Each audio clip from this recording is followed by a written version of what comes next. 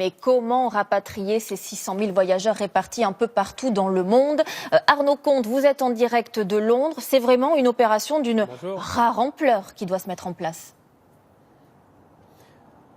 Oui, Marie-Sophie, et selon le gouvernement britannique, c'est même le rapatriement le plus important en temps de paix. Et un autre code a même été donné par le gouvernement britannique, qui n'est autre que Matterhorn. Alors Matterhorn, il faut savoir que c'est le nom d'une campagne de bombardement américaine lors de la Seconde Guerre mondiale. C'est vous dire à quel point la situation est prise au sérieux ici par les autorités. Alors sur les 600 000 touristes qui sont actuellement en vacances avec l'opérateur, le plus grand contingent est britannique. Il y a 150 000 touristes à rapatrier. Ils vont être rapatriés par des avions et des sièges qui vont être réquisitionnés dans les prochaines heures. Mais il y a aussi des filiales. Thomas Cook Allemagne, 140 000 voyageurs et Thomas Cook France, 10 000 voyageurs. Justement, Arnaud, pour les Français, comment ça va se passer ?